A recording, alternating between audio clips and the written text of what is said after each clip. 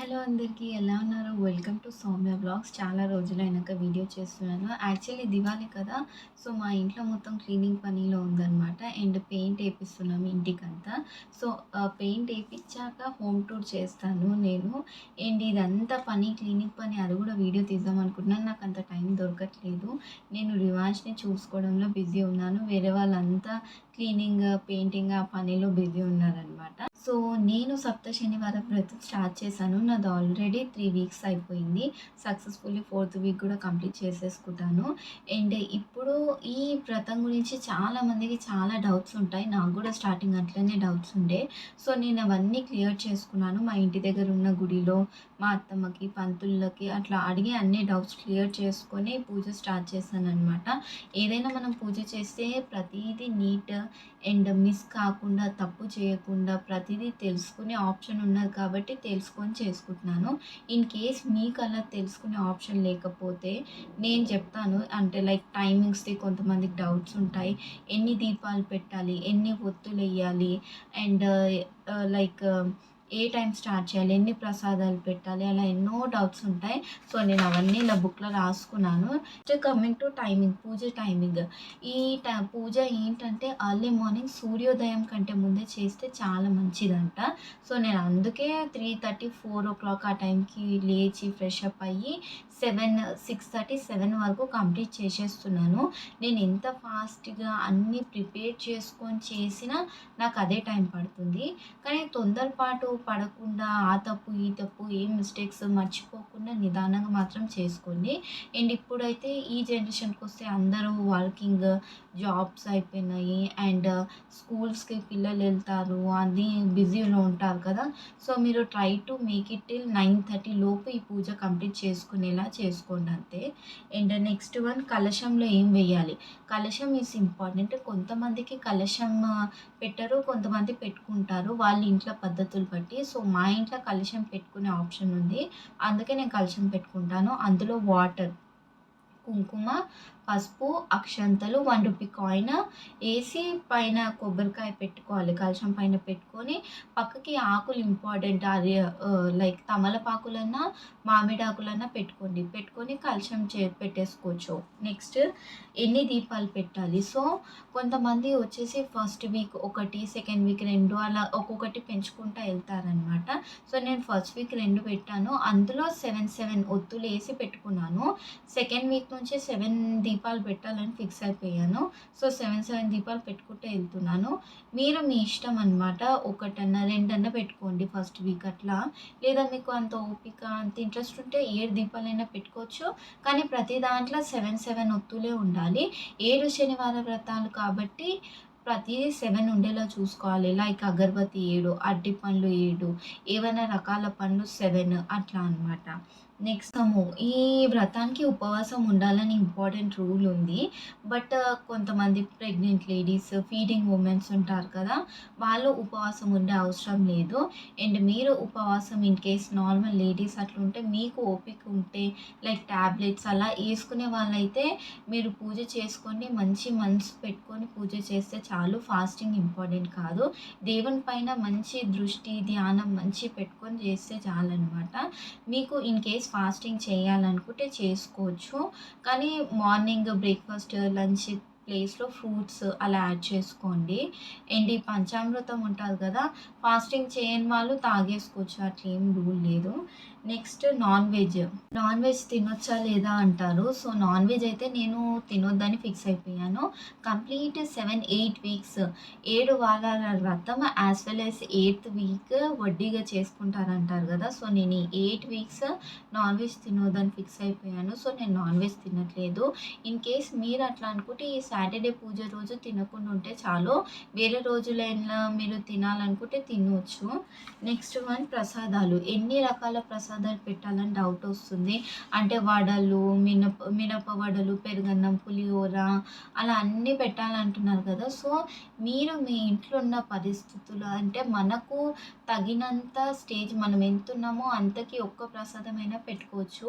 Like మనం ప్రసాదాలు చేయలేకపోతే ఏదైనా ఒక పప్పు, ఇంత బెల్లము, అటుకులు అలా అయినా పెట్టుకోవచ్చనమాట. ప్రసాదాలు ఇవి, అవి ఇవన్నీ చేయాలని ఏం రూల్ లేదు. మనం ఆ ప్రసాదం పెట్టినంక మనం తీసుకోవచ్చు. అండ్ మన ఇంట్లో ఉన్నోళ్ళకి, ఎవరైనా ఇంటి దగ్గర ఉన్నోళ్ళకి ఇలా పంచొచ్చు. అంతే. నెక్స్ట్ అభిషేకంకి ఏమేం కావాలి? అభిషేకం ఆబ్వియస్‌లీ మీకు ఉండొచ్చు, తెలిసే ఉండొచ్చు. నేను మళ్ళీ చెప్తున్నాను. అభిషేకానికి పాలు, పెరుగు, తేనె, నెయ్యి, చక్కెర ఇవి ఇంపార్టెంట్ అనమాట. వీటితోటి అభిషేకం చేయాలి. ఫస్ట్ మంచి వాటర్ తోటి ఒకసారి నీళ్ళు పోసి మంచిగా కుంకుమ అవన్నీ ఉంటాయి కదా! అంతా తూర్పేసుకున్నాక ఆ తర్వాత వాటర్ వేరే దాంట్లో పెట్టేసి మళ్ళీ దేవుని విగ్రహం పెట్టి అభిషేకం చేసుకోవాలి. పాలు, తర్వాతనే పెరుగు, తర్వాత నెయ్యి, తేనె, చక్కెర అలా ఏసుకోవాలి. ఆ తర్వాత అంతా అవి వేసుకున్నాక అభిషేకం గిన్నెలో పెట్టుకొని చేసుకోండి.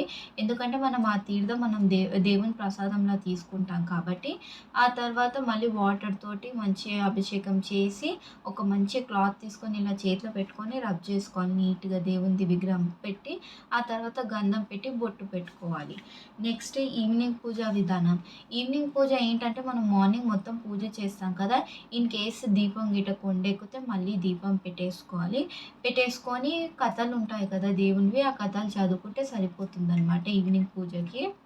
ఈ పూజ కంటిన్యూస్‌గా చేయాలా అని ఏమన్నా డౌట్స్ ఉంటే, ఆడవాళ్ళకైతే 1 వీక్ అట్లా డిస్టర్బ్ అయితుంది. మిడిల్‌లో గిట్ట ఏమన్నా డిస్టర్బ్ అయితే, ఆ వీక్ వదిలేసి నెక్స్ట్ వీక్ చేసేసుకోవచ్చు. బాయ్స్ కూడా చేసుకోవచ్చు ఈ పూజ. సో, వాళ్ళైతే కంటిన్యూస్‌గా 7 వీక్స్ కంప్లీట్ చేయాలి. చాలా మంచిది. సో, ఈ పూజ ఎందుకు చేస్తామో చెప్పాను కదా! నేను ఆ పూజలలో వీడియోలో చెప్తున్నాను. మనకేమైనా శని దోషాలు అట్లుంటే పోవడానికి చేస్తాము. సో, మనకి ఏ శని దోషాలు ఉన్నాయని పర్టిక్యులర్‌గా కొంతమందికి తెలిసుంటది. కనుక్కుంటాడు గుడిలో. సో, మనం అట్లా తెలవకపోయినా ఈ పూజ చేసుకోవచ్చు. బుక్ ఉంటుంది గదా! బుక్ తీసుకోండి. లేదా మీరు ఆ బుక్ దొరకకపోతే యూట్యూబ్ వీడియోస్ అట్లా ఉంటాయి గదా! అవి పెట్టుకొని వినుకుంటా పూజ చేసుకోవచ్చు. నార్మల్‌గా అయినా మనకొచ్చిన మంత్రాలు, దేవునివి ఏమన్నా నామాలు అట్లా వస్తే అలా పూజ చేసుకోవచ్చు. కానీ ఇవి మాత్రం నేను పర్టిక్యులర్‌గా చెప్తున్నాను. ఫస్ట్ నుంచి ఏం పెట్టాలో చెప్తాను. సో, నేను వీడియో చేసేటప్పుడు నేనే వీడియో తీసుకుంటా తీయడం చాలా ప్రాబ్లమ్ అయితుంది. అందుకే ప్రతీదీ నేను క్లియర్‌గా తీయట్లేను.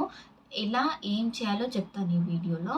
ముందు పీట ప్రిపేర్ చేసుకొని పెట్టుకోండి. కింద దేవుని రూమ్‌లోనైనా లేదా ఎవరు వెళ్ళని ప్లేస్‌లో అట్లా తిరగని ప్లేస్‌లో పెట్టుకుంటే చాలా మంచిది.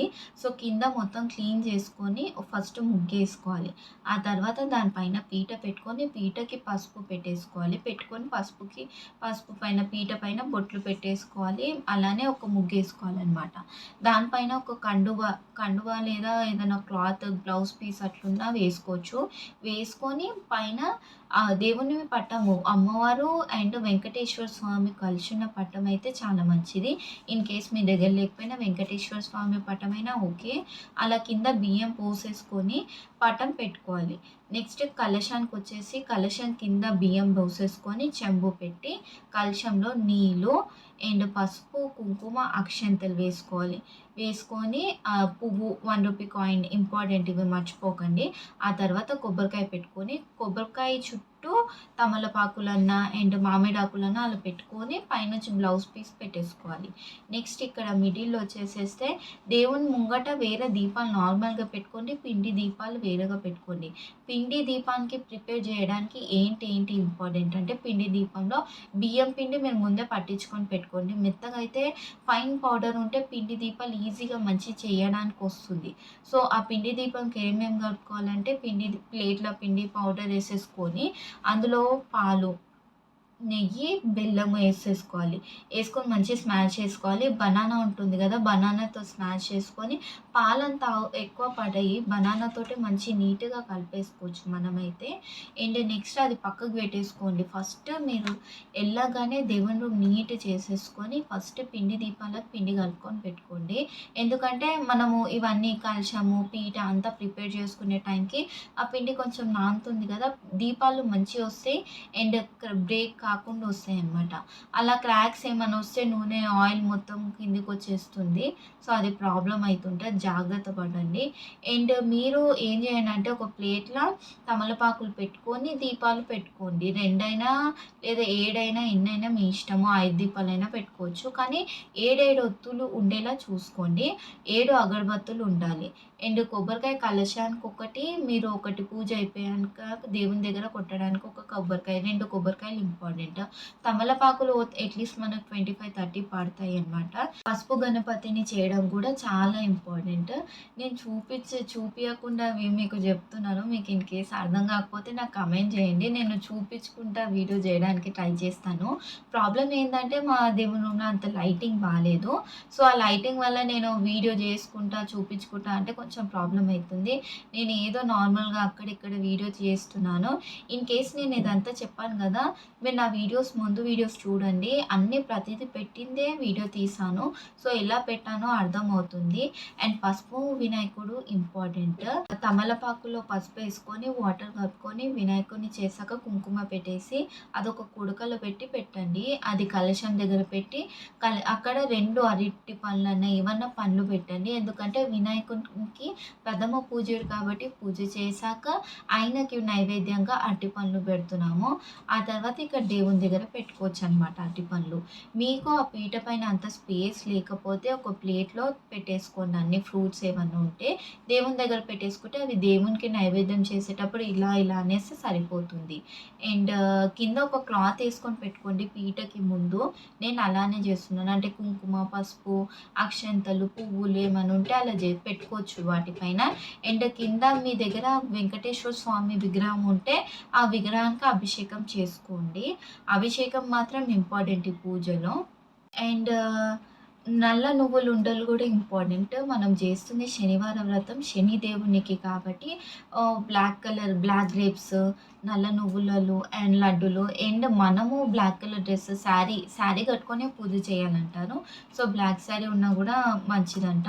నా దగ్గర లేదు కాబట్టి నేను నార్మల్‌గా వేరే శారీస్ కట్టుకొనే చేస్తున్నాను. పూజ మాత్రము ఆడవాళ్ళు మాత్రం పక్కా శారీ కట్టుకొనే ఉండాలి. Traditional wear. ఇన్ కేస్ మగవాళ్ళైతే పట్టు పంచ అలాంటివి ఉంటాయి కదా! అలా వేసుకొని చేసుకోవాలనమాట. నల్ల నువ్వుల ఉండలు కూడా నేను వీడియో చేశాను కదా! నల్ల నువ్వులని నార్మల్‌గా వేయించుకొని పౌడర్ పట్టేసుకోవాలి. అందులో కొంచెం బెల్లం ఏసేసి ఆ పౌడర్ బెల్లంతోటి మిక్స్ చేస్తేనే అది మంచిగా ఉండలయిపోతాయనమాట. లైట్‌గా కొద్దిగా నెయ్యేసుకుంటే చేసుకోవచ్చు. అది కూడా 7 ఉండలు ఉండేలా చూసుకోవాలనమాట. తులసి మాల కూడా ఇంపార్టెంటే. దేవునికి వెంకటేశ్వర స్వామికి తులసి అంటే చాలా ఇష్టం కాబట్టి తులసి మాల పక్కా ఉండేలా చూసుకోండి. మీ దగ్గర తులసి మాల దొరకకపోయినా తులసి చెట్టుకి ఒక 2, 3 ఉన్న ఆకులు అక్కడ అర్చన చేయడానికన్నా ట్రై చేయండి.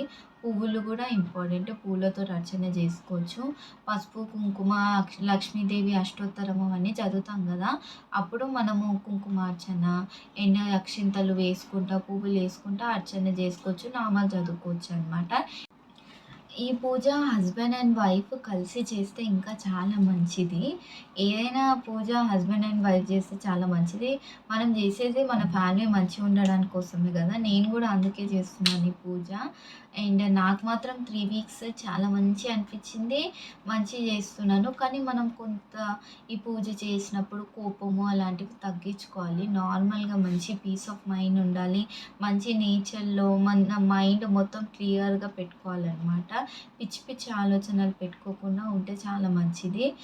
సో, ఈ వ్రతానికి కావాల్సిన పూజా సామాగ్రి ఏంటో క్లియర్‌గా చెప్పేస్తానేనండి. ఒక 2 కొబ్బరికాయలు, తమలపాకులు, అరటిపండు, బ్లాక్ గ్రేప్స్.